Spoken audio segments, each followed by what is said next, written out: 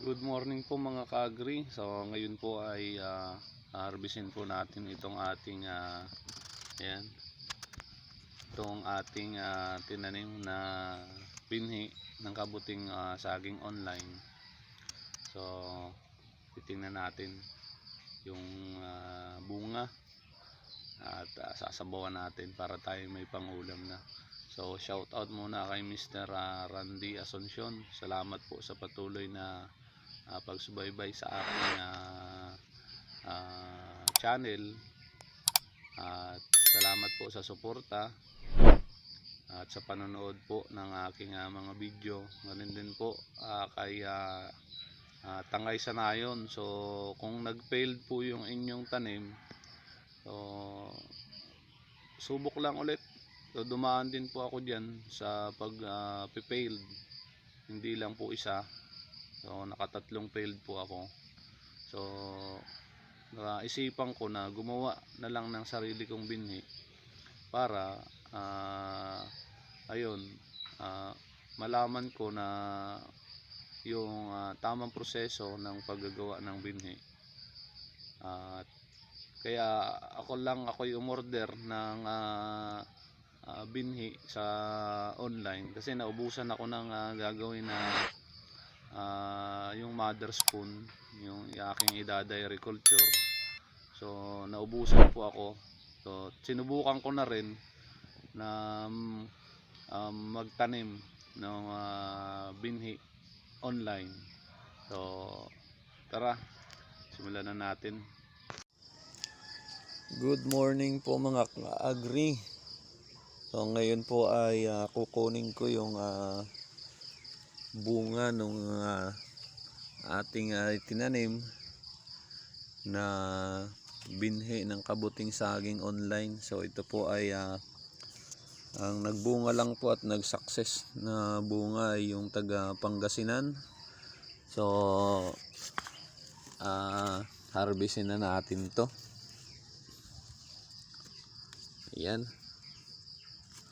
So pagka kayo po ay harvest ng inyong tanim, so kailangan po nating harvestin to ng malamig pa sa umaga. So ayan, bumungad na agad oh. So ito kasi ang pinakang gusto ko sa kabuti, yung buka na. So ayan oh. Ay, nalaglag pa. Ayan, ang laki. So nilagyan po natin ito ng abono na urea. So napakalaki ng kanyang bunga. Kung makita nyo, yan oh. Meron siyang mga maliliit pa na pinheads na kasama. So sayang, kukunin na natin yung iba.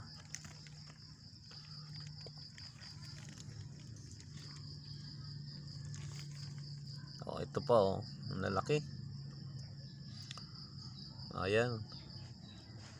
So dun sa mga gustong magtanim o kaya dun sa mga bagong magtatanim ng kabuting saging, so dapat makuha nyo yung tamang temperature ng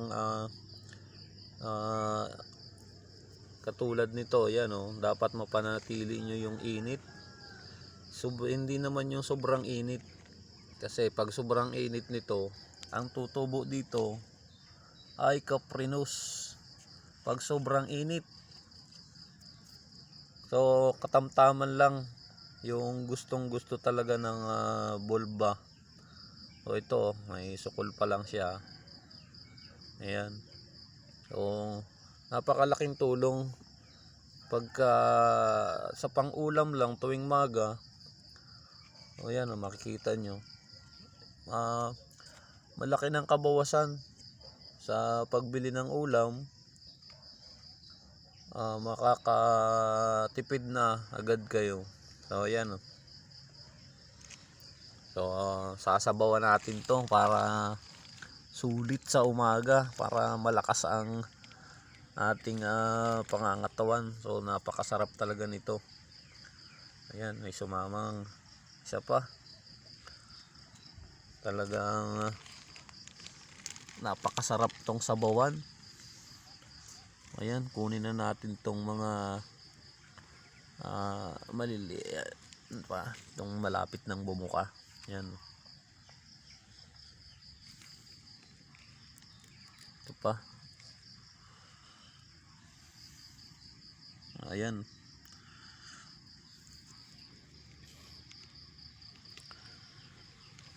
Ayan, kunin na natin to.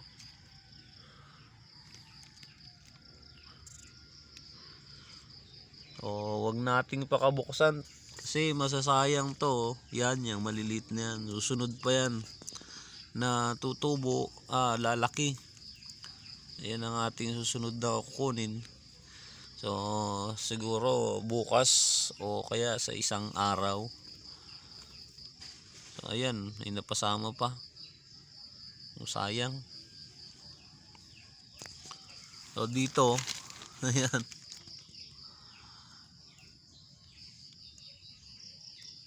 So, kunin na natin to. So, dito na rin ako kukuha nung gagawin kong binhi. Kasi naubusan ako ng binhi. Kaya ako'y umorder sa Shopee. Gagawin na natin tong binhi. Ayan.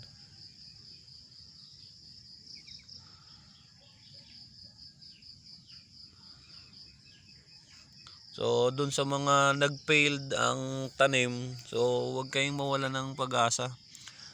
Subok lang kayo ng subok pagtatanim. So, dumaan din naman ako dyan sa pag-failed ng tanim. Tapos, ang mapapayo ko, huwag nyong buksan ng buksan tong inyong tanim.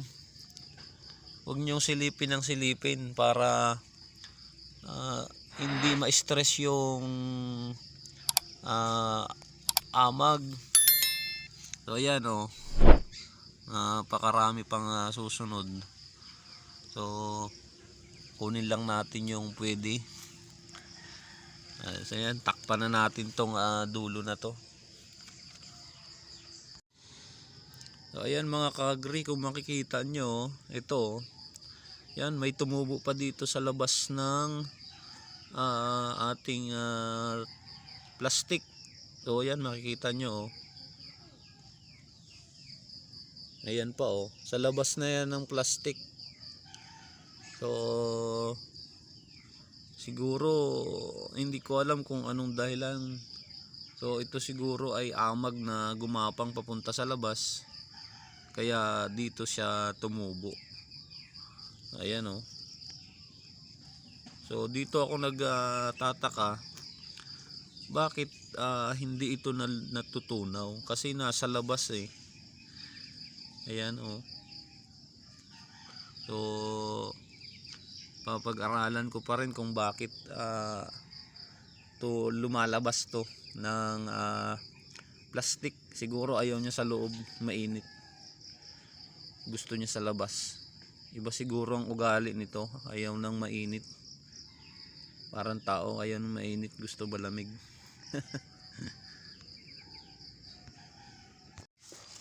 Ayan, dito naman tayo mga ka-agri sa kabilang gilid. So tingnan natin to. Buksan natin to. Ayan, kung makita nyo, bumungad agad, nasa plastic pa. Hindi pa natin nabubuksan ng malaki. Ayan. Grabe yung kanyang laki mga ka-agri. Ang laki. Ibababa ko to mga ka-agri. So tingnan nyo, hindi pa siya gasinong bumuka. Napakalaki niya. Meron, linisin na lang natin to. Ayan napakalaki. Madami pa siyang mga amag sa baba.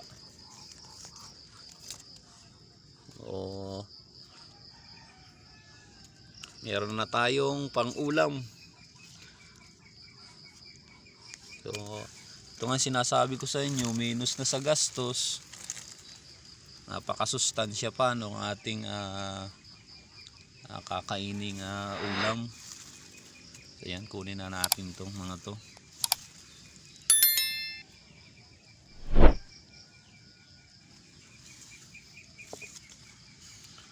Ayan, kukuha naman tayo dito ng gagawin nating binhi sa isa susunod na araw.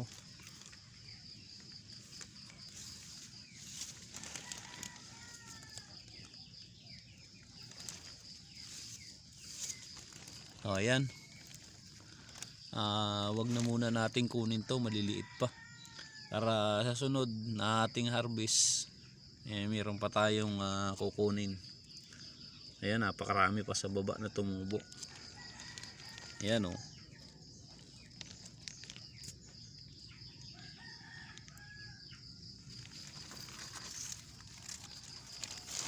So, katulad ng aking payo na pagka kayo mag-harvest, so tuwing umaga lang yung hindi pa sumisikat yung araw, katulad nito. Ayan, bago pa lang siya sumisikat. So malamig pa yung kanyang hangin para tuloy-tuloy ang bunga ng ating tanim.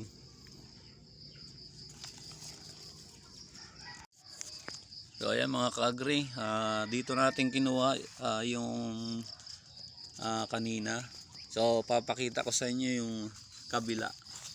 So ito ay talagang nag-fail, pero parehas lang yung pinagtaniman natin, isa lang yung ating pinagtamnan. So makikita nyo, ayan. So pangalawa, sabi ko nga doon sa una kong video, nasa binhi, nasa quality ng binhi yung itatanim nyo. Makuha nyo man yung tamang temperature, hindi nyo sinisilip, tamang pagbababad ng saging, ng dahon ng saging. Ayan, makikita nyo, ayan yung binhi nya oh. Ayan, wala kahit na amag na gumapang. So ito, mayroon naman bumunga. Ayan oh. No, mayroong tumubo. So ito siguro lang yung ayan, talagang maging kuwang kayo sa inyong bibilhin na binhi. Unang-una talaga, masasayang yung pera na inyong bibili at masasayang yung oras at panahon. So ayan, so takloban na natin ulit ito.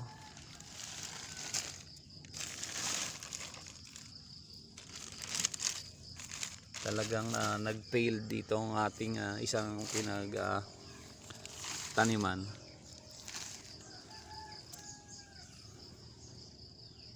Ayan, so tabunan na rin natin to.